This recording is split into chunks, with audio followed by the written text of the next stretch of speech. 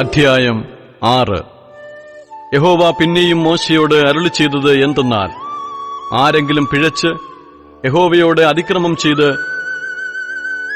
തന്റെ പക്കലേൽപ്പിച്ച വസ്തുവിനെയോ പണയം വെച്ചതിനെയോ മോഷണകാര്യത്തെയോ സംബന്ധിച്ച് കൂട്ടുകാരനോട് ഭോഷ്ക് പറക എങ്കിലും, കൂട്ടുകാരനോട് വഞ്ചന ചെയ്യുക എങ്കിലും, കാണാതെ പോയ വസ്തു കണ്ടിട്ട് അതിനെക്കുറിച്ച് ഭോഷ്ക് പറഞ്ഞ് മനുഷ്യൻ പിഴയ്ക്കുന്ന ഈ വക വല്ല കാര്യത്തിലും കള്ളസത്യം ചെയ്യുക എങ്കിലും ചെയ്തിട്ട് അവൻ പിഴച്ച് കുറ്റക്കാരനായാൽ, താൻ മോഷ്ടിച്ചതോ വഞ്ചിച്ചെടുത്തതോ തന്റെ പക്കൽ ഏൽപ്പിച്ചതോ കാണാതെ പോയിട്ട് താൻ കണ്ടതോ താൻ കള്ളസത്യം ചെയ്ത് എടുത്തതോ ആയതൊക്കെയും മുതലോട് 5-1 കൂട്ടി പകരം കൊടുക്കണം.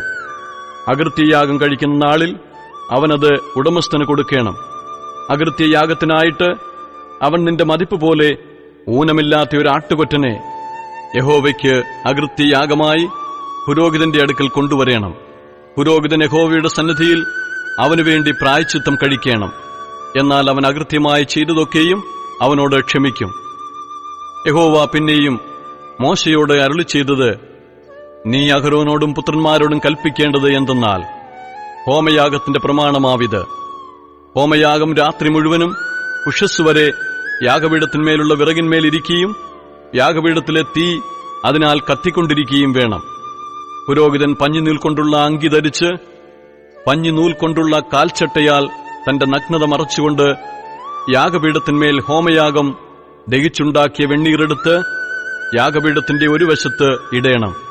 അവൻ വസ്ത്രം മാറി വേറെ വസ്ത്രം ധരിച്ച് പാളയത്തിന് പുറത്ത് വെടിപ്പുള്ള ഒരു സ്ഥലത്ത് വെണ്ണീർ കൊണ്ടുപോകണം.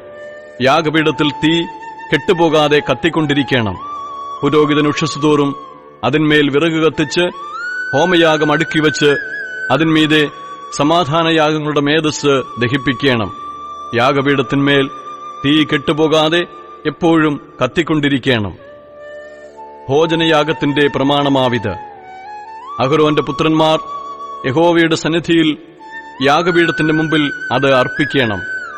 ഭോജനയാഗത്തിന്റെ നേരിയ മാവിൽ നിന്നും എണ്ണയിൽ നിന്നും കൈ നിറച്ചും ഭോജനയാഗത്തിന്മേലുള്ള കുന്തുരുക്കം മുഴുവനുമെടുത്ത് നിവേദ്യമായി യാഗപീഠത്തിന്മേൽ യഹോവയ്ക്ക് സൗരഭ്യവാസനയായി ദഹിപ്പിക്കണം. അതിന്റെ ശേഷിപ്പ് അഹരോനും പുത്രന്മാരും തിന്നേണം. ഒരു വിശുദ്ധ സ്ഥലത്തുവച്ച് അത് പുളിപ്പില്ലാത്തതായി തിന്നേണം. സമാഗമന കൂടാരത്തിന്റെ പ്രാകാരത്തിൽ വെച്ച് അത് തിന്നേണം. അത് പുളിച്ച മാവ് കൂട്ടി ചുടരുത്. എന്റെ ദഹനയാഗങ്ങളിൽ നിന്ന് അത് ഞാൻ അവരുടെ ഓഹരിയായി കൊടുത്തിരിക്കുന്നു. അത് പാപയാഗം പോലെയും അകൃത്യയാഗം പോലെയും അതിവിശുദ്ധം. അഹരോന്റെ മക്കളിൽ ആണുങ്ങൾക്കൊക്കെയും അത് തിന്നാം. യഹോവയുടെ ദഹനയാഗങ്ങളിൽ അത് നിങ്ങൾക്ക് തലമുറ തലമുറയായി ശാശ്വത അവകാശമാകുന്നു. അതിനെ തൊടുന്നവനെല്ലാം വിശുദ്ധനായിരിക്കണം.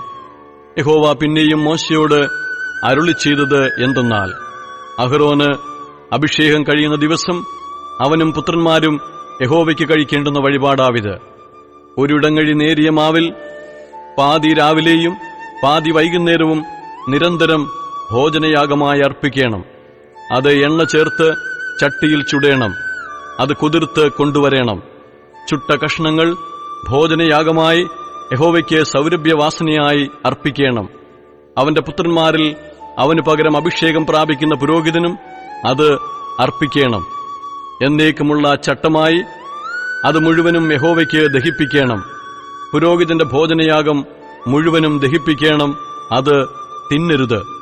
യഹോവ പിന്നെയും മോശയോട് അരുളിച്ചെയ്തത്, നീ അഹരോനോടും പുത്രന്മാരോടും പറയേണ്ടത് എന്തെന്നാൽ, പാപയാഗത്തിന്റെ പ്രമാണമാവിത്. ഹോമയാഗമൃഗത്തെ അറുക്കുന്ന സ്ഥലത്തുവച്ച് പാപയാഗമൃഗത്തെയും യഹോവയുടെ സന്നിധിയിൽ അറുക്കേണം. അത് അതിവിശുദ്ധം. പാപത്തിനു വേണ്ടി അതർപ്പിക്കുന്ന പുരോഹിതൻ അത് തിന്നേണം. സമാഗമന കൂടാരത്തിന്റെ പ്രാകാരത്തിൽ ഒരു വിശുദ്ധ സ്ഥലത്തുവച്ച് അത് തിന്നേണം. അതിന്റെ മാംസം തൊടുന്നവനെല്ലാം വിശുദ്ധനായിരിക്കണം. അതിന്റെ രക്തം ഒരു വസ്ത്രത്തിൽ തെറിച്ചാൽ അത് വീണത് ഒരു വിശുദ്ധ സ്ഥലത്തുവച്ച് കഴുകേണം. അത് വേവിച്ച മൺപാത്രം ഉടച്ചുകളയണം. ചെമ്പുകലത്തിൽ വേവിച്ചുവെങ്കിൽ അത് തേച്ച് മഴക്കി വെള്ളം കൊണ്ട് കഴുകേണം. പുരോഹിതകുലത്തിലെ ആണുങ്ങളൊക്കെയും അത് തിന്നേണം. അത് അതിവിശുദ്ധം. എന്നാൽ വിശുദ്ധ മന്ദിരത്തിൽ പ്രായശ്ചിത്തം കഴിപ്പാൻ സമാഗമന കൂടാരത്തിനകത്ത് രക്തം കൊണ്ടുവരുന്ന പാപയാഗത്തെ തിന്നരുത്, അത് തീയിലിട്ട് ചുട്ടുകളയണം.